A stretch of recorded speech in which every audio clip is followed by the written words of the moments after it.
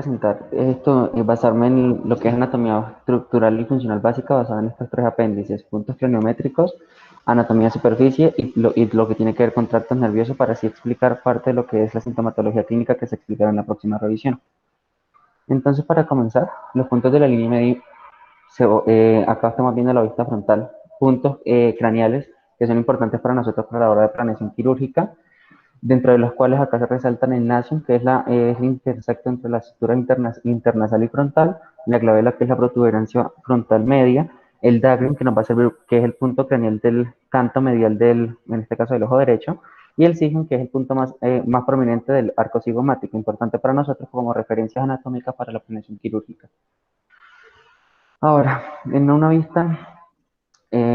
superior tenemos lo que es el vértex, ovelion, lambda y bregma. El bregma importante, el bregma y lambda sobresaliendo entre estos cuatro, dado que estos nos sirven para identificar el surco central y el giro poscentral, como lo explicaré más adelante. En una vista inferior tenemos los dos puntos anatómicos que nos referencian la salida por el agujero magno de la médula. Perdón, Kevin, es que las fotos están chiquiticas, no sé si las puede agrandar. Profe, espérenme a Bueno, ver. deje así que la otra se ve mejor. Listo, profe. Entonces el basium, que es la parte anterior del agujero magno, y el oficium, que es la parte posterior del agujero magno, y la prominencia de la línea occipital externa superior, que sería el punto medio, que sería el inion. En una vista lateral, entonces vamos a tener en cuenta lo que es el estefanio, que como lo voy a explicar más adelante, tiene relación anatómica con la cortical, y el terium, que va a ser punto anatómico importante para referencia para un abordaje terrenal, que es de lo más frecuente que vamos a realizar en neurocirugía, para un abordaje que pues lleva su mismo nombre, terional, y el asterium, que nos sirve como punto de referencia para un abordaje retrosigmoide, por ejemplo. Entonces, para ya entrar en para qué nos sirven este tipo de puntos y de puntos genométricos, tenemos las líneas de Taylor, las cuales es una representación esquemática que se muestra en el plano basal. Desde el borde inferior de la órbita al conducto auditivo externo se hacen dos perpendiculares, una desde auricular posterior del proceso mastoideo se traza una línea en vertical perpendicular a la línea horizontal, y otra que esta es perpendicular dirigida al cóndilo de la rama mandibular, una perpendicular que va a tener una relación anatómica con lo que es, para la identificación a partir del nasion, tres cuartos de esa intersecto, vamos a identificar anatómicamente lo que puede ser la cisura de Silvio y el surco central, a través de una oblicua de aproximadamente 30 grados. Entonces, dentro de las relaciones anatómicas también importantes, la que traza desde el inion hasta el sigion, por lo que esta nos va a identificar reparos anatómicos para identificar dónde puede estar localizado el seno recto y sigmoide en un abordaje posterior retrosigmoide en este caso, y así poder tener reparo anatómico para saber, por ejemplo, dónde realizar los trepanación y el área de la craniotomía. Ahora, como puntos craniométricos anteriores en la convejidad, acá tenemos el señalado, lo que se señala con la sigla PSA, es el punto silviano anterior, que está localizado en la parte inferior de lo que correspondería en la parte cortical, que se vería al fondo, la pars triangularis, y anterior a lo que es el opérculo del giro frontal inferior. Eso básicamente es la ampliación de una fisura de Silvio, se forma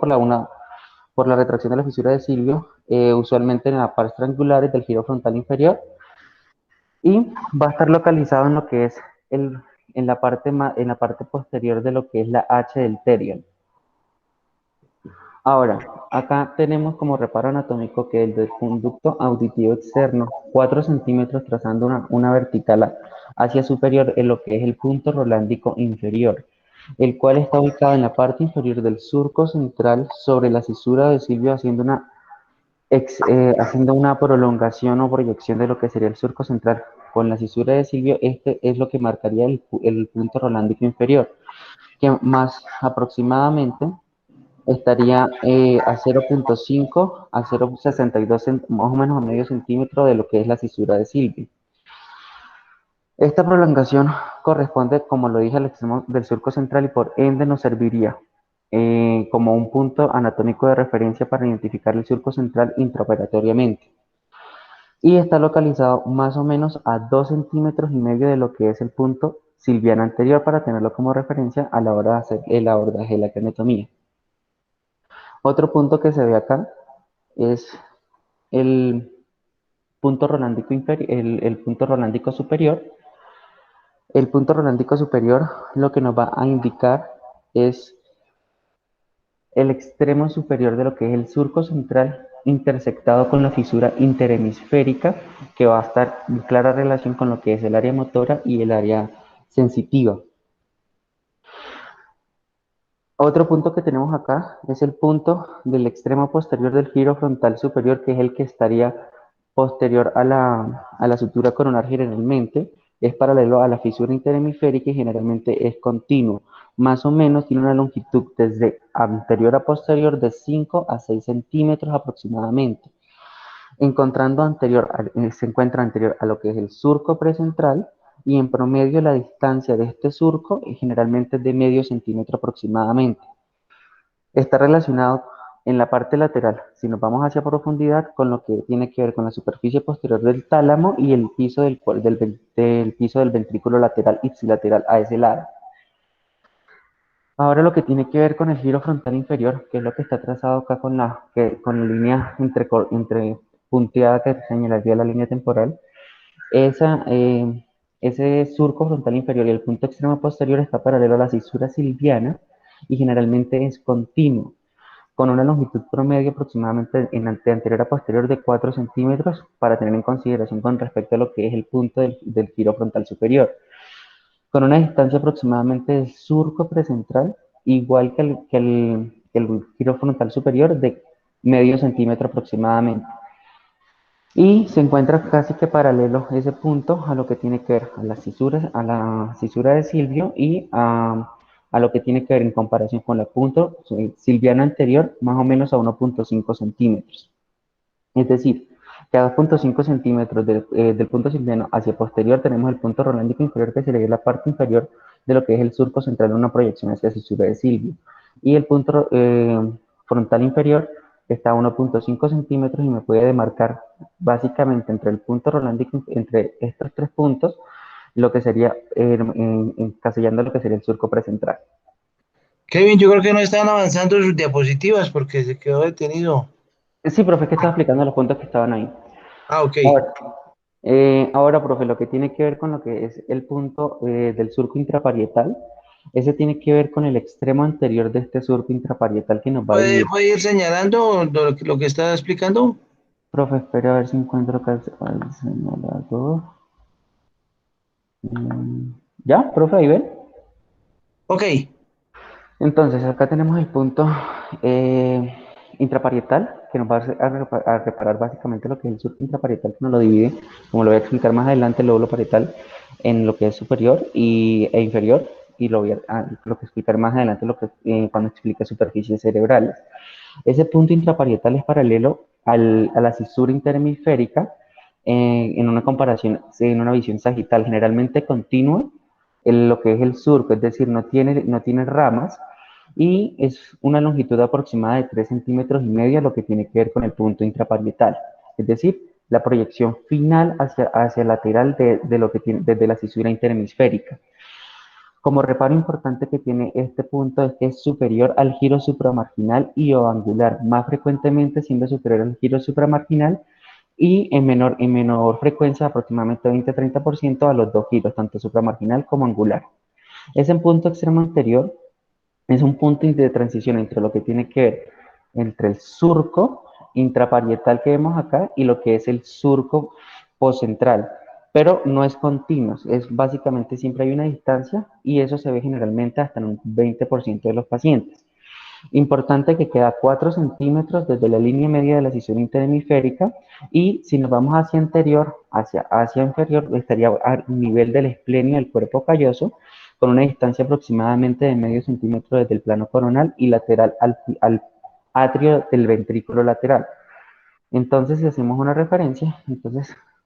como expliqué más anterior, tenemos ubicado lo que es con el punto frontal inferior, lo que es el piso del ventrículo lateral, y con el punto intraparietal tenemos lo que puede ser a nivel del genio del cuerpo calloso y el atrio del ventrículo lateral.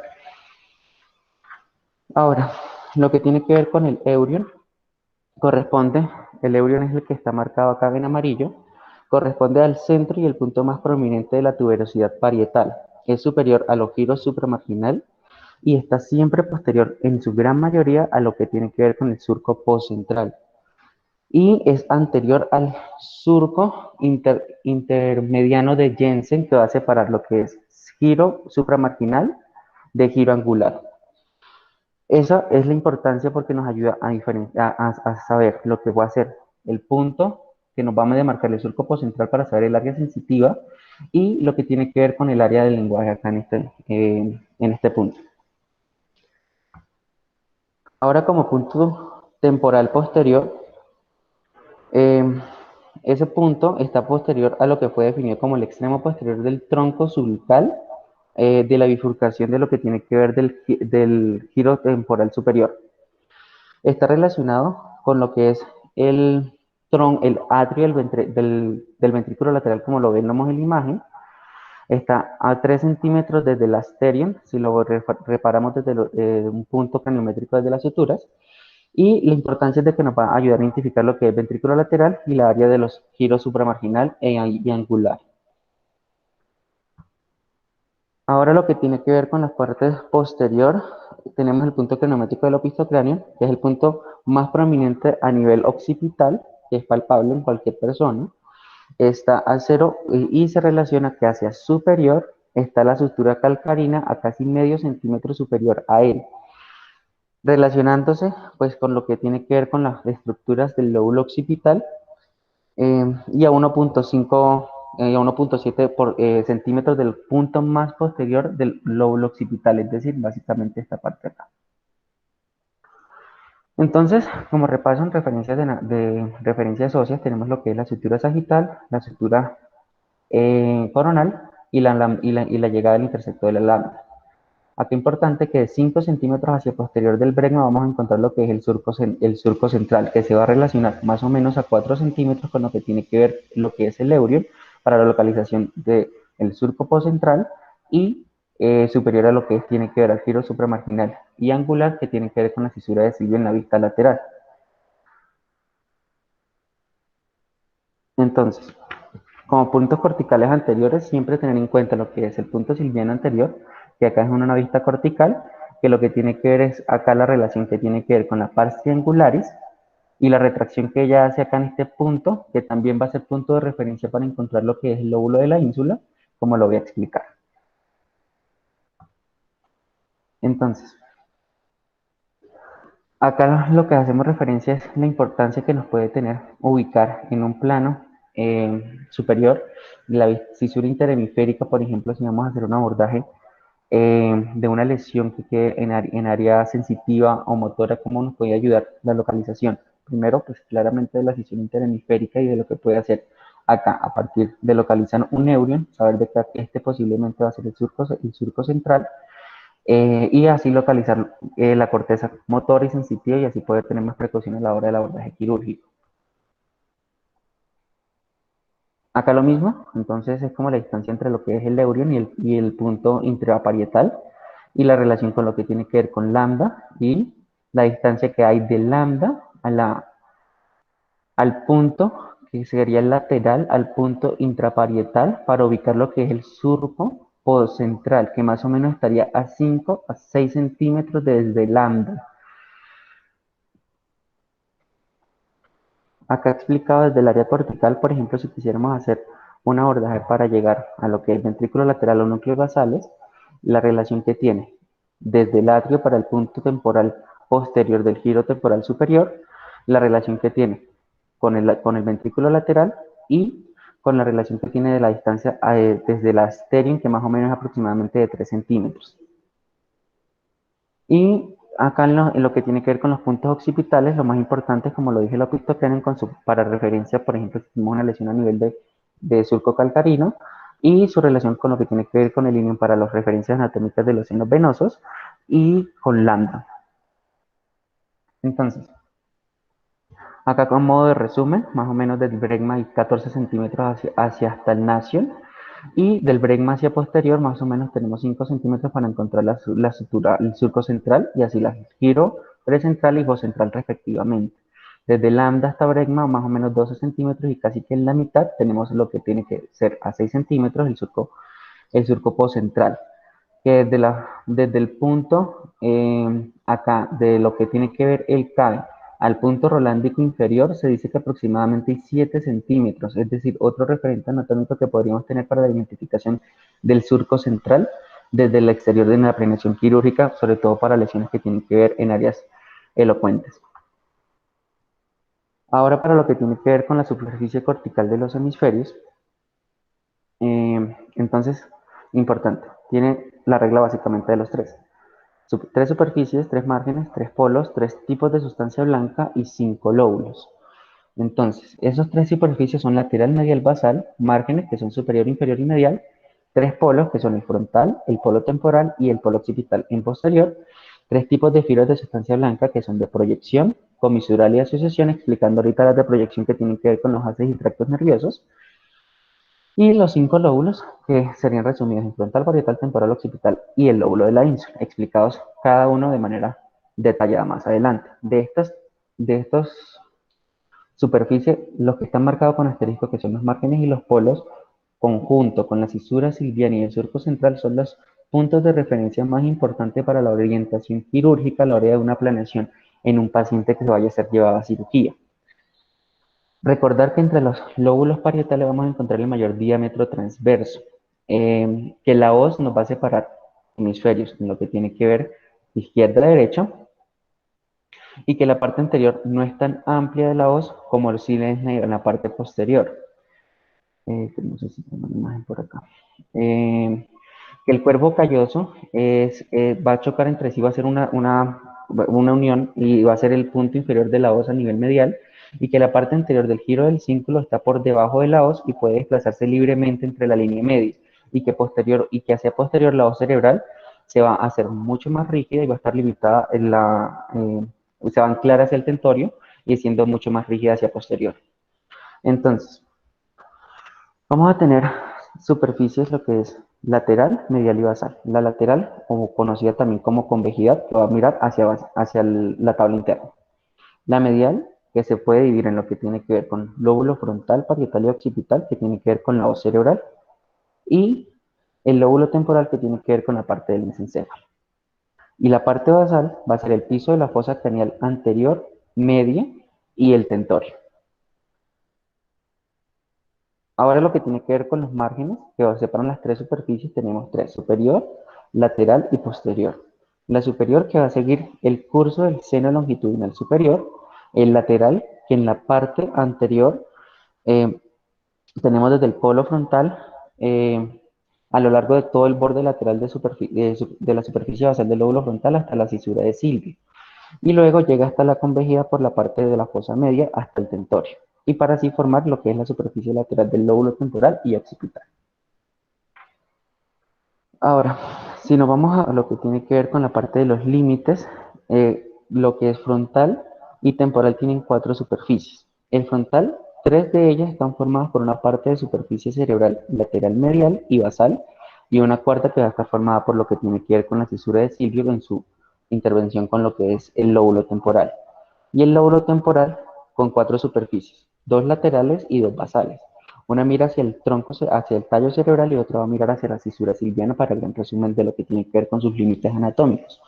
Y una superficie medial que va a estar muy relacionada con lo que tiene que ver el uncus la circunvalación para hipocampal y dentada, que tiene que ver a nivel medial el lóbulo temporal.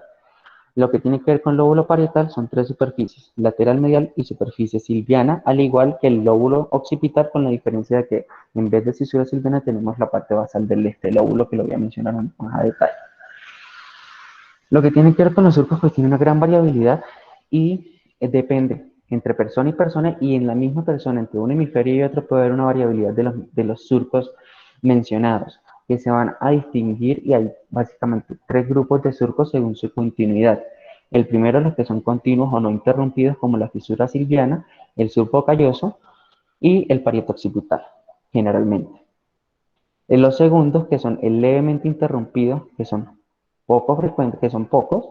perdón, la mayoría, que es el surco postcentral, el frontal inferior, el temporal superior, el cingulado, occipito temporal, intraparietal. Y el tercero, que es regularmente interrumpido como el giro precentral y el temporal inferior,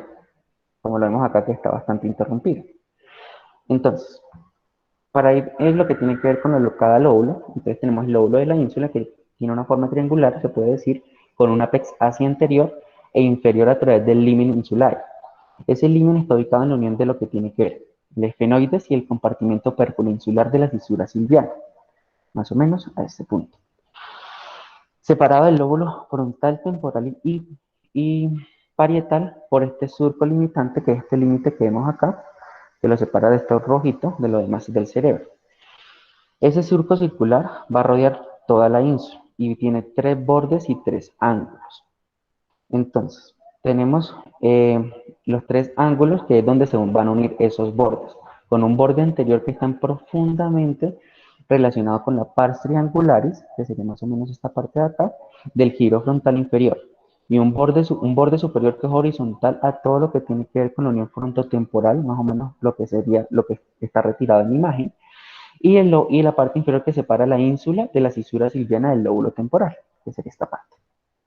De los ángulos, entonces tenemos uno que se va a dirigir hacia anteroinferior o el vértice insular, que es básicamente el ápex, que está en relación con la pars triangularis, en una anterosuperior que está profundo a la parte anterior de la pars, y una parte posterior que es profunda a la circunvolución supramarginal,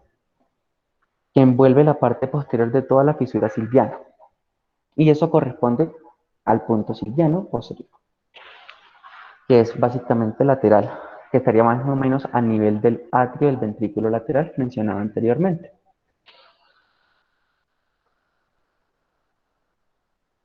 Ahora, lo que tiene que ver con la superficie lateral de los lóbulos, entonces comencemos con el lóbulo frontal, que básicamente va a ser la tercera parte de todo el hemisferio cerebral en la superficie lateral. Entonces va a estar rodeado posteriormente por el surco central, que acá lo divisamos. Este es el surco central y hacia anterior todo eso es lóbulo frontal. Hacia superior, pues tenemos el mismo borde superior del límite superior, que sería básicamente a nivel de la escisión interhemisférica y el seno longitudinal superior. Una parte inferior, que es la parte anterior del borde superciliar, que sería más o menos la parte más anterior, que mira hacia el techo de la órbita, y hacia posterior, que se va a encontrar con lo que es el borde silviano, que mira el lóbulo temporal a través de la fisura silviana, y lateral, atravesada por 3 giros, a través de los 2 surcos, el surco frontal superior y el surco frontal inferior. Entonces,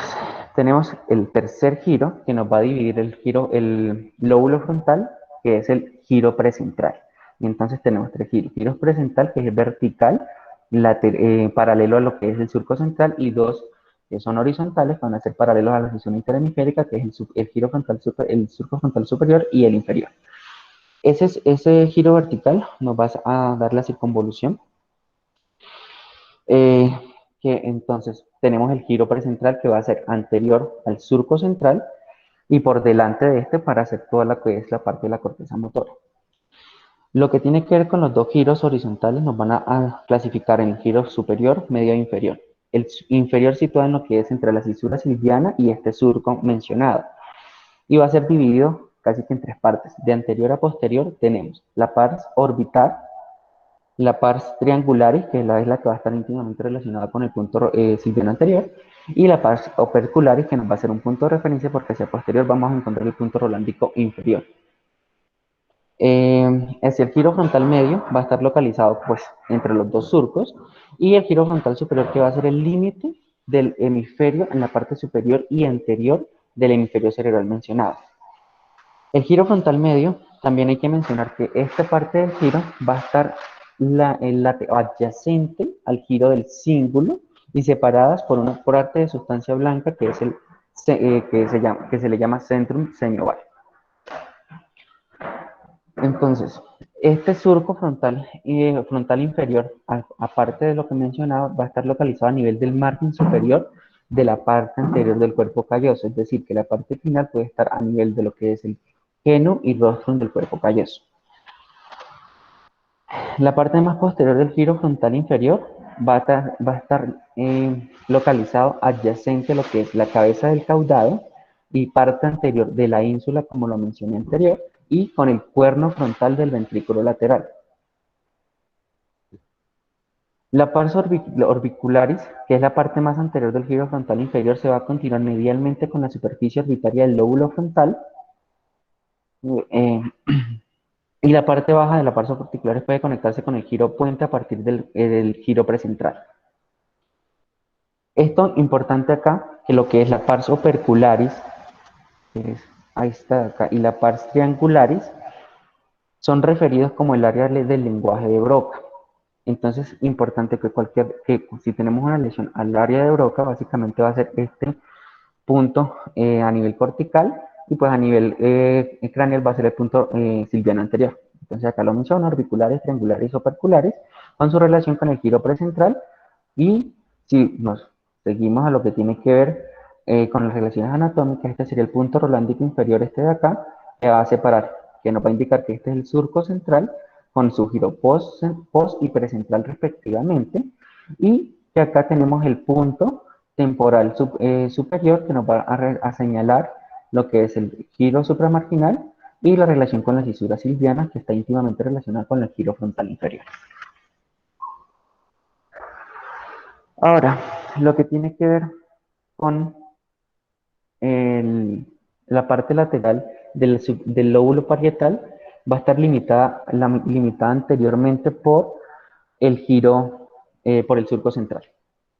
Ese va a ser nuestro límite anterior del lóbulo parietal. Entonces, vamos a tener la fisión interhemisférica que es superior e inferior, inferolateralmente vamos a tener acá la cisura de Silvio. Inferolateralmente tenemos la fisura de Silvio y una línea conocida de Silvio extendida a lo largo del eje de la fisura parietoccipital que se conoce como surco eh, parietoccipital. Eso nos va a dividir el lóbulo parietal en una circunvolución anterior que va a ser la poscentral, que va a ser el área, que es esta área, que va a ser el área sensitiva, y otra que va a ser el surco intraparietal, que ya lo habíamos mencionado. A ver, por acá, mejor. Acá está. Este sería el surco intraparietal. Acá tenemos el surco central, delimitando el giro poscentral, y acá tenemos lo que es el surco intraparietal. Entonces, ese intraparietal nos va a dividir entre un lóbulo parietal superior e inferior. Entonces, básicamente tendremos tres giros en lo que es el lóbulo parietal: poscentral, superior e inferior. El giro parietal superior se extiende desde el surco intraparietal hasta el margen superior del hemisferio. Y el giro parietal inferior, que es mucho más grande, tiene dos partes. Una que es una formada por lo que es la circunvolución supramarginal, que es la al final de la cisura de Silvio, y una en menor tamaño, que es la circunvolución angular hacia posterior. Esas generalmente se pueden fusionar por lo que no es tan continuo, por lo que no va a ser continua la separación entre lo que es el lóbulo occipital y parietal, y se pueden fusionar. Recordando que este giro supramarginal y angular va a estar a nivel de lo que es el atrio del ventrículo lateral ipsilateral. Ahora lo que tiene que ver con el lóbulo occipital, vamos a tener que no está separada por surcos formal que me separen fielmente lo que va a ser parietal de temporal de lo que es occipital, esta parte más posterior de acá. No están claramente definidos, pero están básicamente por varios giros que son muy variables entre cada persona e inclusive entre el mismo individuo. Y de los más frecuentes que se pueden presentar es el surco occipital lateral, que es corto y horizontal, que básicamente podría ser este de acá, este que tenemos acá, separado de este surco, que es la separación entre lo que es parietal y occipital, y el surco transversal, que es un poco más inferior, y el surco calcáreo, que se encuentra en la superficie medial y es el más importante de los tres. Y recordando que ese surco calcarino es el que va a estar a casi 1,5 centímetros de lo que es el opistocráneo a nivel craneal. Ahora lo que es la superficie lateral del lóbulo temporal va a estar limitada por la cisura más importante y la más evidente a nivel anatómico, que es la cisura de Silvio. Y esa línea silviana extendida que referimos a nivel para separar de lo que es parietal de lo temporal. Tres circunvoluciones marcadas por dos surcos entre ese lóbulo, que es el surco temporal superior y el surco temporal inferior, dividiendo el giro temporal superior, medio e inferior. Todos paralelos a lo que es la cisura de Silvio. El extremo posterior, que va a ser el punto de referencia anatómico a 3 centímetros del asterion a nivel craneal, como lo mencioné, que nos va a indicar lo que es el límite con el parietal, que es el giro supramarginal y el giro angular, como hasta acá ha mencionado.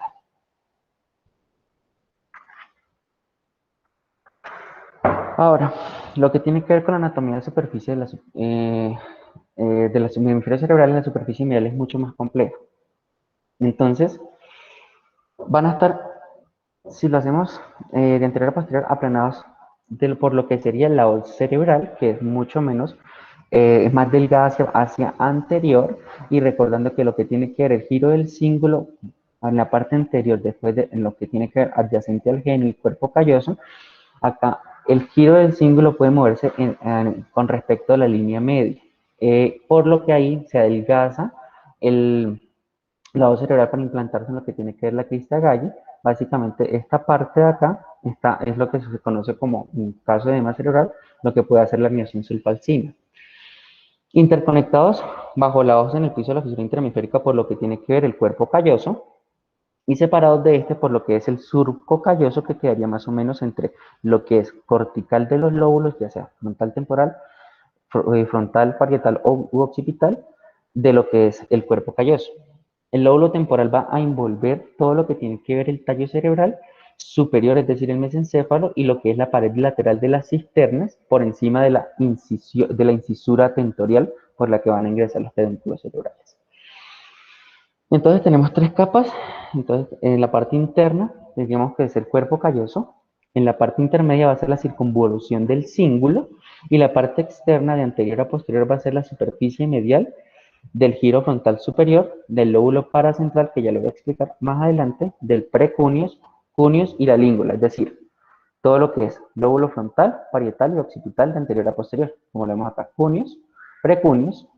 el giro paracentral, como lo voy a mencionar, y el giro frontal superior, en su gran vasta mayoría, es lo que nos va a limitar la parte de la superficie medial de los hemisferios.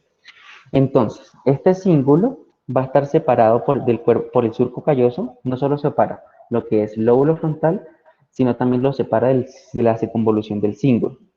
Y esto también, acá hay un surco, que es el surco cingulado, que nos va a separar el cíngulo de los respectivos lóbulos que van a estar adyacentes. Inicia bajo el rostrum del cuerpo calloso, es decir, más o menos a este nivel. Ahí va a iniciar el cíngulo y se va a curvar alrededor, tomando la misma forma superior al cuerpo calloso, va a pasar por la rodilla, pasando por el cuerpo y gira detrás del esplenio, donde es conectado por el giro hacia el istmo, hacia el giro cingulado, hasta llegar a terminar al giro parahipocampal del lóbulo temporal. ¿A qué se le llama lóbulo paracentral? Son las extensiones del giro prehipocentral a nivel medial, es decir, que si tenemos acá el lóbulo, esto es el lóbulo paracentral, que son las extensiones mediales de lo que tiene que ver, de lo que sería lo que es el vértice del surco central y la conexión entre lo que es pre y poscentral de los giros. A eso se le llama el lóbulo paracentral, y es el sitio de las áreas motoras y sensitivas de los miembros inferiores contralaterales y de la región perineal y control esfinteriano voluntario. Y se encuentra siempre en la mitad posterior, es decir, comparados al cuerpo calloso, se va a encontrar en la parte de la mitad posterior, es decir, que de aquí a este punto hacia posterior hasta llegar acá, a esta línea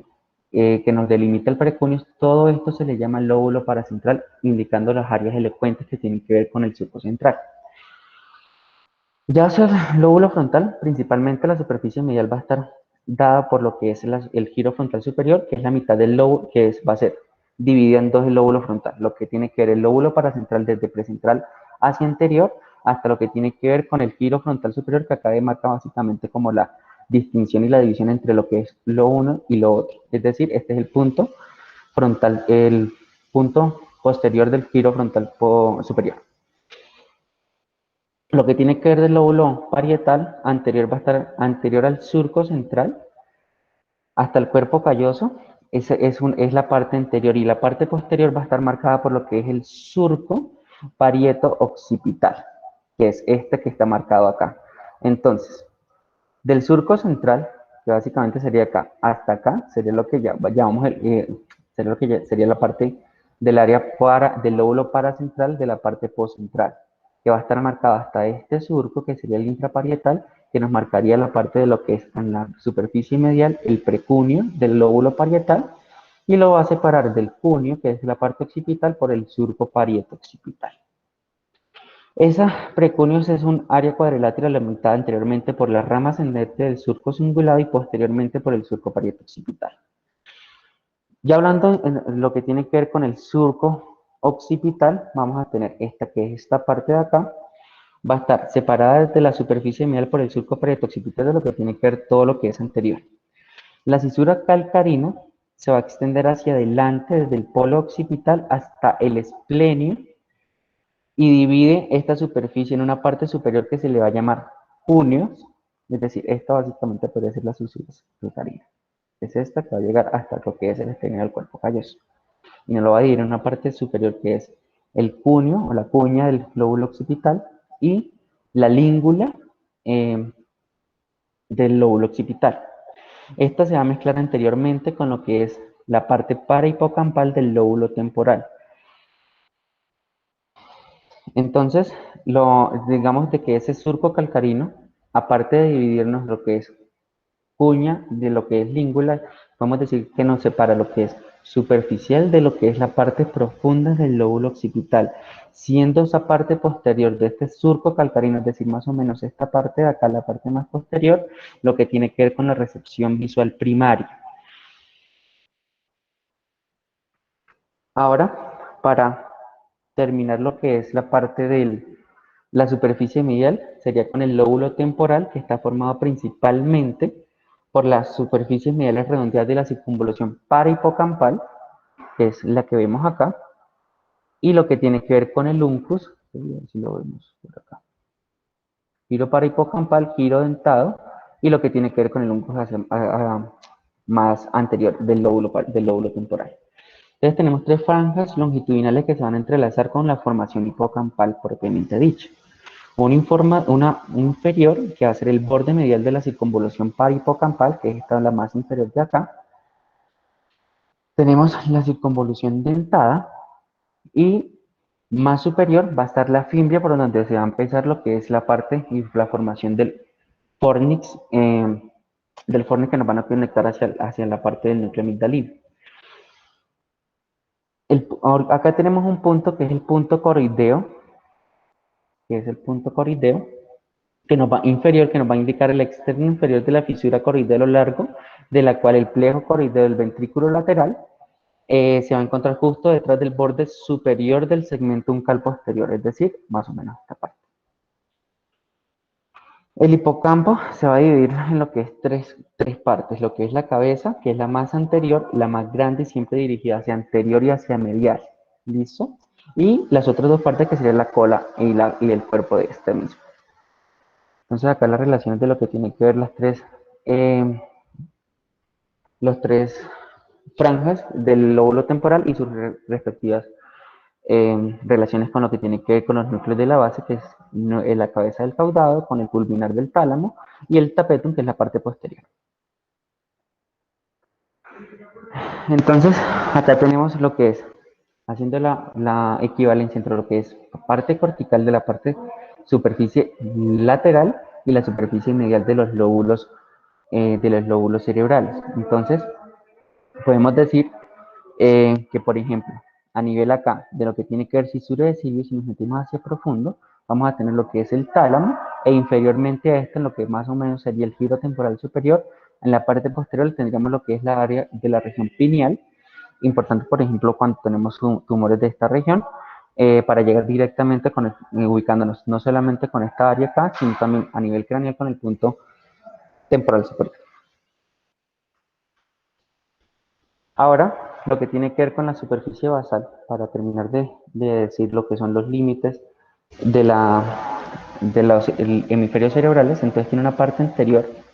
más pequeña formada por la superficie inferior del lóbulo frontal que se ajusta al techo orbital y una parte posterior más grande que va a ser formada por la superficie inferior de todo lo que es el lóbulo temporo-occipital, que sería toda esta parte. Esta parte de acá va a estar acomodada a lo que es el piso de la fosa anterior, que es el techo de la orbital. Entonces, del lóbulo frontal, es toda la superficie del lóbulo frontal va a ser cóncava y va a estar descansado siempre sobre lo que es la placa torquiriforme del hueso etmoides, el techo orbitario, el ala menor del esfenoides que vendría a esta parte de acá, y va a demarcar lo que es el surco olfatorio, que va a recubrir lo que es el bulbo y tracto olfatorio que los vemos acá, acá están más visibles, y la circunvolución o giro recto, que son los que estamos viendo acá, y una gran parte lateral de todo lo que tiene que ver el giro orbitario, que ya lo dijimos anteriormente, que es lo del giro frontal inferior hacia medial, que se va a combinar y se conoce como giro orbitario. Lo que tiene que ver ya con lo que es giro temporal y occipital van a estar atravesados longitudinalmente por los surcos colateral y occipitotemporal, es decir, más o menos a esta parte. La parte superficial inferior del giro parahipocampal va a formar la parte medial superior interna y se extiende hacia atrás hasta lo que es el polo temporal, hacia el margen posterior del cuerpo calloso, más o menos todo lo que es esta parte que estoy señalando acá en rojo. Su polo anterior se proyecta medialmente para formar lo que es el uncus del lóbulo temporal, continuándose como un borde limitante y continúa hacia atrás para fusionarse lo que es con el giro del cíngulo y la língula si lo veríamos en una parte medial como lo mencioné anteriormente. Y tenemos lo que es el surco colateral, que es este de acá, que separa la língula del giro occipitotemporal debajo del cuerno temporal, es decir, esto sería un punto de referencia pues, para detectar lo que es el cuerno temporal del ventrículo lateral ipsilateral. La superficie inferior posterior va a estar básicamente por lo que va a ser lo que es formado de la língula que nos la está separando el surco calcarino y que se va a conectar hacia anterior con lo que tiene que ver con la circunvolución parahipocampal. Acá el surco lateral, la conexión que tiene que ver con el giro parahipocampal que se va a formar luego en uncus y se continúa con el polo anterior del temporal y hacia posterior se va a continuar con lo que tiene que ver la ínsula y con las referencias anatómicas que sería acá el atrio, acá quedaría el cuerno temporal del ventrículo lateral, perdón, acá quedaría el cuerno temporal y más anterior sería relacionado con lo que tiene que ver en los agujeros de Monroe en una perpendicular hacia vertical y hacia superior. Entonces acá para mencionar lo que tiene que ver con las cisternas aracnideas, en una visión axial o las cisternas de la base tenemos lo que es la olfatoria, la callosa, que es esta pequeña de acá, la lámina terminalis, que sería esta parte de acá, la quiasmática, que es inferior e inmediatamente adyacente a lo que es el quiasma óptico, la carotidia, lo que tiene que ver en la parte del seno cavernoso, la del valle de Silvio, que es la grande que va a llenar todo lo que es, engloba la fisura de Silvio, la interpeduncular, que es la que vemos acá anterior al mesencéfalo, la crural, que tiene que ver con los pedúnculos cerebrales, la ambis, que es lateral sería posterolateral al mesencéfalo, y posterior al mesencéfalo que tendríamos la cuadrigeminal entre los folículos superior e inferior. Y acá para mencionar que sería la magna, que sería inferior al cerebelo. En la número 11 que mencionaré la relación entre el cerebelo y la vulvar, la prevulvar, la prepontina, ya lo que tiene que ver con las perimesencefálicas que fueron las que mencioné en la imagen anterior. Ahora para hablar hasta acá de lo que fue la anatomía de la parte estructural. Para comenzar a hablar de la parte funcional, sería hablar de lo que tiene que ver con los tractos ascendentes y descendentes, que nos van a explicar la sintomatología de lo que tiene que ver con la vía piramidal y extrapiramidal, y los síndromes medulares que tendríamos, por ejemplo, en pacientes con trauma raquimedular. Entonces, esta es una imagen en la que quería representar cómo está repartido o la anatomía de lo que es sustancia gris versus sustancia gris siendo lo negro, dependiendo del nivel al que se encuentre. Más o menos este está un cervical alto, acá cervical bajo, tomando ya una disposición más hacia torácica, que tiene la forma de H. Ya hacia más inferior tenemos el segmento lumbar y hacia más inferior que tenemos hacia caudal, la parte sacra en donde vemos que la sustancia gris es casi la mayoría de lo que tiene que ver la parte de la médula espinal a ese nivel. Entonces, lo que tiene que ver con vía ascendente, que tiene que ver con la vía del dolor, va a tener dos grupos principales. La información estereoceptiva, que es la información fuera del cuerpo que tiene que ver con dolor, temperatura, tacto, y la información propioceptiva o interoceptiva, que tiene que ver con la parte interior del cuerpo, que tiene que ver con la información de los usos musculares, los aparatos de Golgi tendinosos, que es lo que básicamente el movimiento de articulaciones y músculos y nuestra posición en el espacio. Entonces son tres neuronas que van a tener que ver con la vía ascendente. Una primera que tiene que ver con las aferencias, hacia periferia, que va a ser la primera neurona,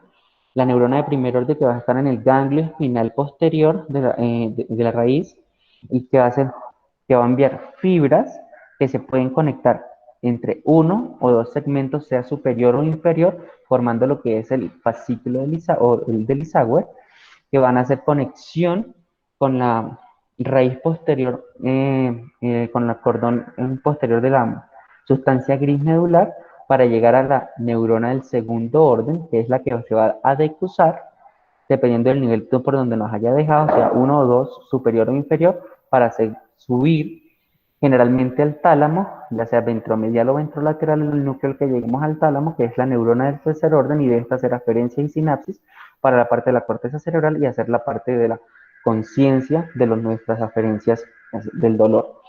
Son múltiples haces los que tenemos, que lo voy a explicar en su respectivo orden. Entonces,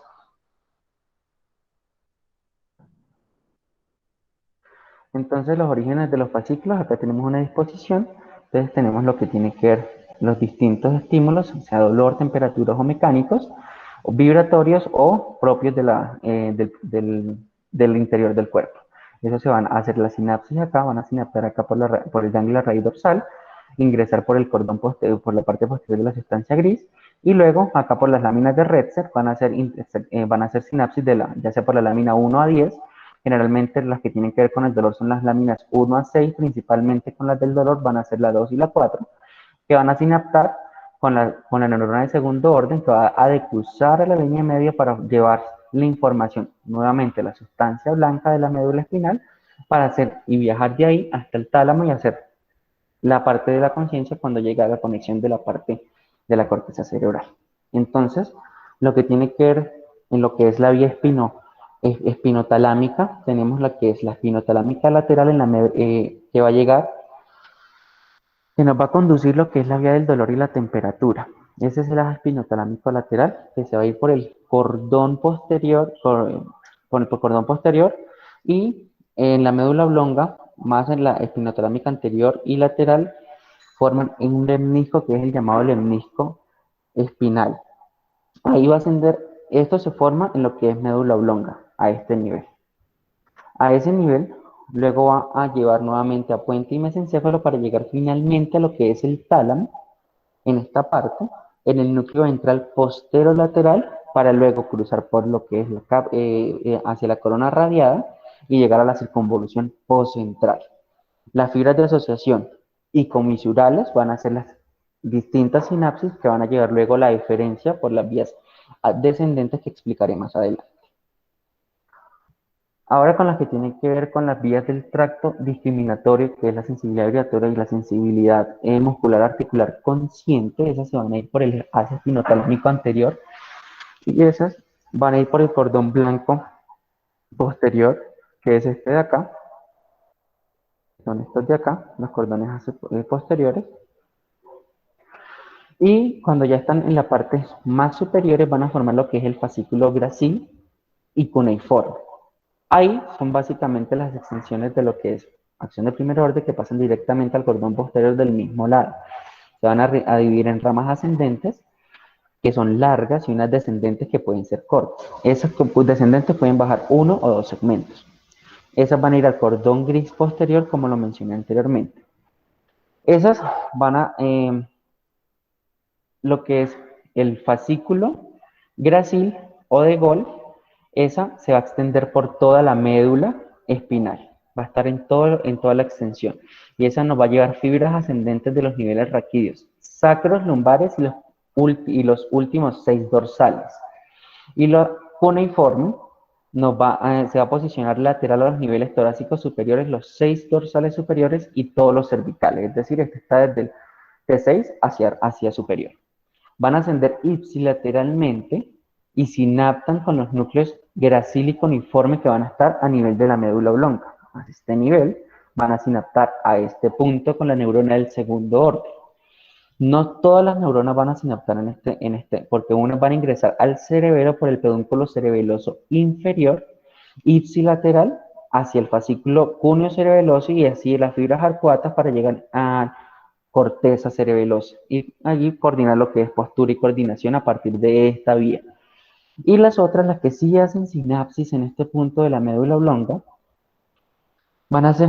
fibras arcuatas que pasan al lado opuesto, es decir, en este punto van a decusar hacia el lado contralateral y ascienden en un haz compacto que se llama lemnisco medial. Eso va a recorrer el resto del tallo cerebral hacia superior, puente y mesencéfalo, hasta la neurona del tercer orden que va a estar en el núcleo ventral posterolateral del tálamo para pasar por el brazo posterior de la cápsula interna para hacia la corona radial y luego el giro central.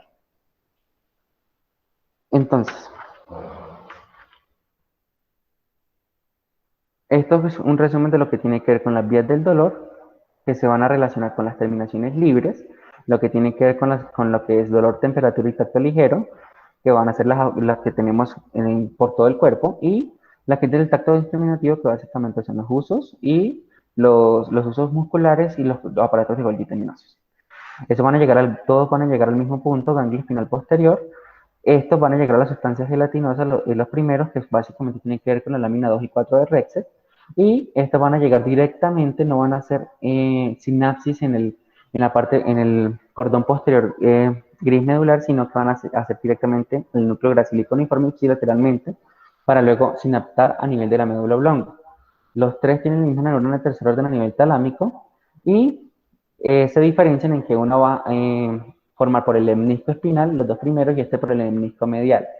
para llegar todos al mismo punto, que es la circunvolución postcentral, para tener la sensación consciente de esa aferencia que recibimos.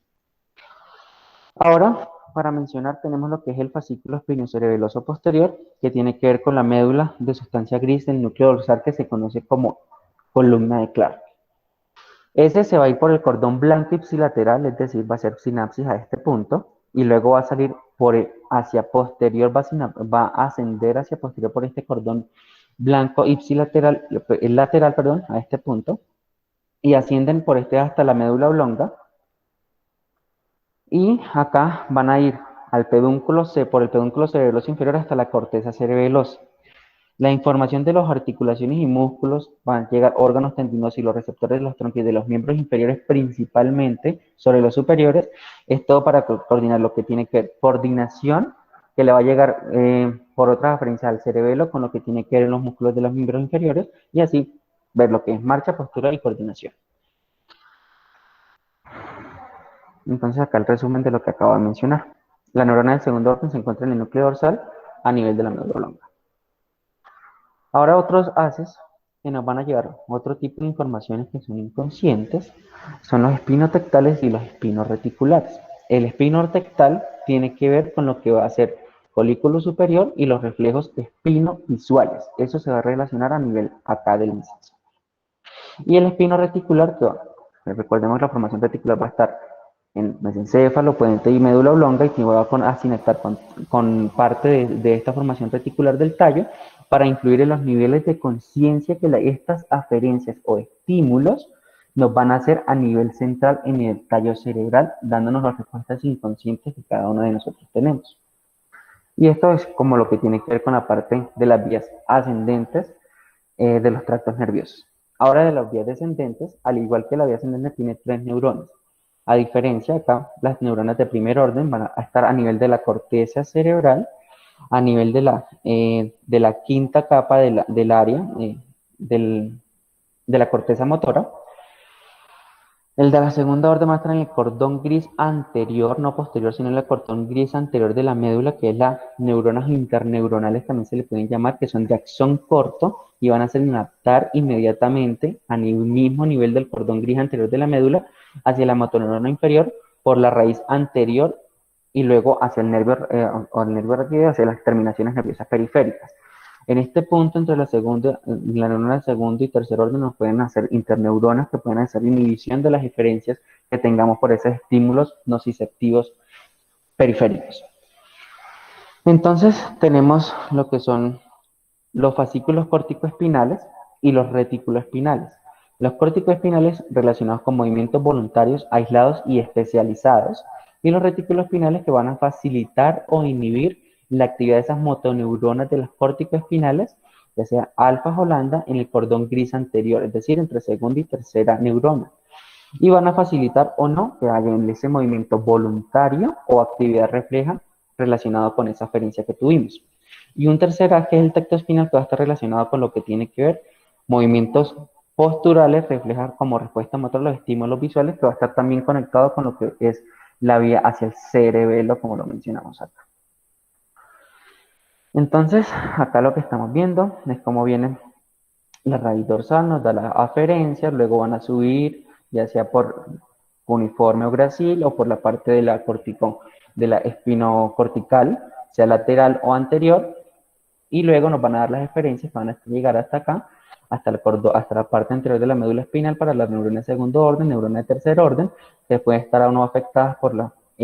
retículo espinal, y así poder llevar la información finalmente a su aferencia periférica final, que va a dar el movimiento, la respuesta motora que queramos obtener. Entonces, lo que es el fascículo corticoespinal es la vía piramidal, van a converger en la corona radial y la cápsula interna. Entonces, esa cápsula interna va a tener en la parte anterior, va a tener lo que es la información corticotalámica, de lo que tiene que ver de la cápsula interna. Y también va a tener radiaciones hacia, en dirección bidireccional de las fibras que conectan corteza con tálamo y lo que tiene que ver con la relación de las corticopontinas en la parte anterior. En la rodilla de esa cápsula interna vamos a tener lo que es la información de lo que tiene que ver con los movimientos o las aferencias de la parte facial y la parte más cervical. Y en el brazo posterior de la cápsula interna vamos a tener la vía piramidal, que es los fascículos corticoespinales, todo lo que no sea corticoespinal se llama vía extrapiramidal. Vamos a tener la vía corticoespinal en el brazo posterior distribuida, lo que es las referencias de lo que es cervical más hacia la rodilla, y hacia posterior vamos a tener lo que es más la información de los miembros inferiores. Y asociado tenemos lo que es las radiaciones sensitivas que provienen directamente del tálamo y de las terminaciones del giropo central en el brazo posterior de la cápsula interna. Todos van a terminar en la cordón gris anterior, como lo mencioné. Entonces van a nacer de los axones de las células piramidales situadas en la quinta capa de la corteza cerebral. De esta tercera parte va a proceder primero del área de la corteza motora primaria o área 4, que va a ser el giro precentral. Otra tercera parte se origina de la corteza motora secundaria o área 6. Y otra tercera parte que se origina del lóbulo parietal en las áreas 3, 1 y 2. Es decir, las radiaciones que dijimos del lóbulo postcentral en la parte para la vía piramidal. Van a converger en la corona radial, luego al brazo posterior y luego en la porción más cercana a la rodilla, que ya lo dijimos, la parte cervical, para posteriormente bajar hasta la médula espinal y hacer las distintas conexiones. En la base del pedúnculo mesencefálico, hacia medial tenemos todo lo que es cervical y hacia lateral todo lo que es miembros inferiores. En el puente se van a separar múltiples asas nuevamente, lo va a dejar de ser un asa y se va a separar en múltiples fibras, que van a ser puntos, que van a ir unas dirigidas hacia inferior, hacia su vía caudal, y otras van a ser una vía que es pontocerebelosa transversa. Eso es para tener que ver con lo que es movimiento posterior en respuesta a la referencia mencionada. En la médula oblonga se van a agrupar nuevamente a lo largo del borde anterior y forman la pirámide. De ahí que se le llame también fascículo piramidal, es decir, a este punto.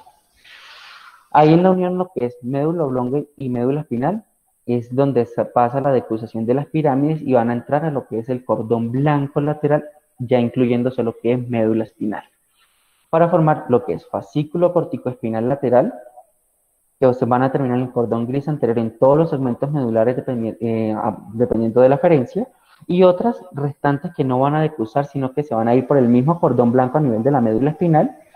para formar el fascículo corticoespinal anterior, que van a cruzar la línea media a nivel de la médula, por el cordón gris anterior y luego la región cervical y dorsal superior, es decir,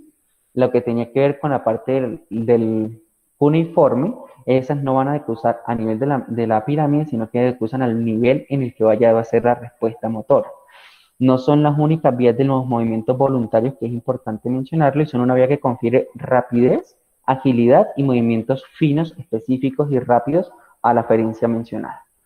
Acá tenemos los fascículos reticuloespinales, que van a tener que ver con parte del movimiento voluntario y sobre todo con la actividad refleja, influenciada por el hipotálamo, por ejemplo, para controlar lo que son las diferencias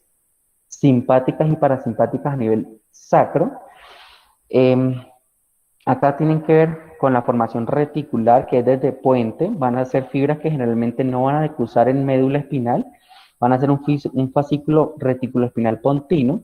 al cordón blanco anterior, que no decruzan, y otra minoría sí puede decruzar para formar el fascículo bulborreticuloespinal medular, para llegar finalmente al cordón lateral de la médula espinal y lograr su eferencia ya sea por actividad refleja o movimiento voluntario, que no es por vía extrapiramidal. Lo que tiene que ver con el fascículo tectoespinal van a proceder del colículo superior, es decir, tiene que ver con lo que es movimientos visuales,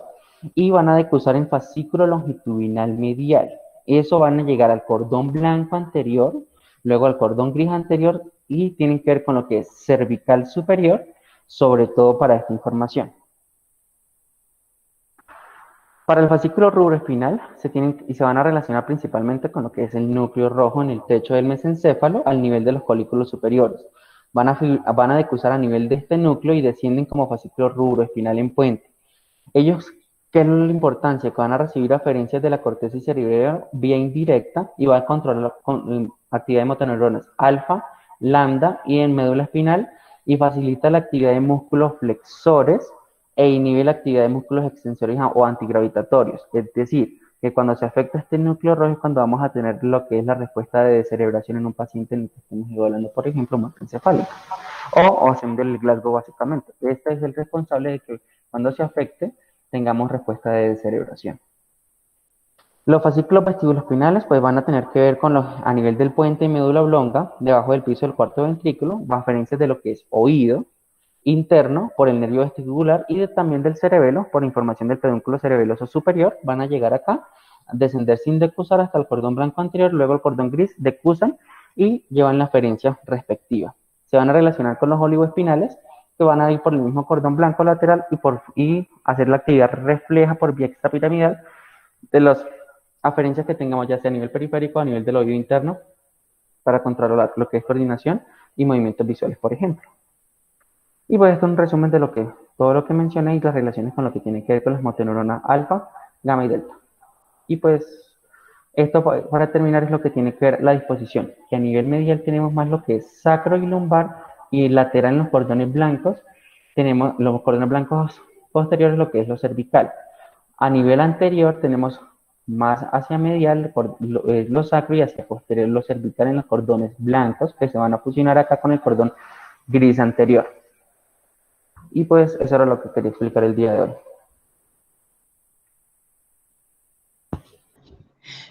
Bueno, Kevin, excelente conferencia. 1 hora y 15 minutos de alta información, alto flujo de conocimientos básicos en anatomía. Lo felicito por el dominio del tema tan extenso, porque pues realmente la primera parte que pues desafortunadamente muchos se perdieron sobre los puntos craniométricos muy importantes desde el punto de vista quirúrgico para nosotros. Hoy en día vemos una cantidad de colegas que exigen el uso de neuronavegador para operar cualquier lesión a nivel craneal, cuando si uno tuviera los mínimos conocimientos de los puntos craniométricos, pues no sería necesario por cuanto uno se puede orientar a nivel del cerebro, nada más conociendo un poquito de anatomía externa del cráneo. Es como decir un taxista que necesitara a toda hora un GPS, o sea, eh, uno como cirujano básicamente debe conocer muy bien hacia dónde se dirige en el cerebro. Entonces, en este caso de neurocirujano, estoy hablando, debe tener mucha claridad sobre qué punto se encuentra la lesión que uno pretende operar. Y de esta manera, si uno conoce los puntos craniométricos, pues es mucho más fácil abordar estas lesiones. Obvio que todo el mundo no tiene la misma anatomía, no es exacta, pero las diferencias en general nunca son más de 7, 10 milímetros de diferencia entre un cerebro y otro. De manera tal que, bueno, si uno tiene necesidad, pues puede marcar el cráneo con los equipos y con las ayudas de estereotaxia o navegación, obviamente. Y si la tiene disponible, pues nada sobra y da mucha más seguridad para el paciente. También quería mencionar que a todos los asistentes, estas charlas, todas las charlas están siendo grabadas desde hace unos 2 años. Las tenemos en un archivo de la Universidad Nacional. Eh, entonces, pues en el momento habría que contactarse con el residente que está coordinando ahorita, que es Santiago Gómez, o si no con Andrés Ordóñez, para que se la faciliten al que desee escucharlas. Y también quería mencionar que esto de los fascículos me hizo acordar que descubrió eso fue Santiago Ramón y Cajal, un anatomista español, el único que ha ganado el premio Nobel de ese país y que me parece bastante notable hace 120 años cuando él descubrió la manera de teñir las neuronas con unas tinciones de plata y que descubrió cómo era que los fascículos se distribuían a lo largo del cerebro y de la médula espinal y que permitió conocer por dónde iba cada una de estas fibras. O sea, me parece maravilloso pues ese avance que él hizo. Bueno, muchísimas gracias. Quisiera escuchar comentarios de mis colegas residentes y profesores que están aquí conmigo. Muchas gracias.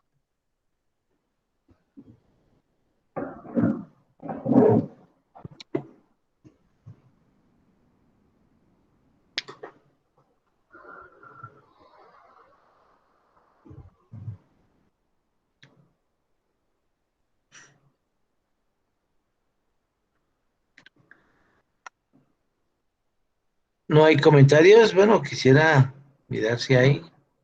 Y si no, bueno, entonces quedan invitados para la próxima charla del próximo martes. Ya estaremos publicando haciendo la respectiva invitación. Entonces, muchas gracias y hasta luego. Que descansen. Gracias, doctor.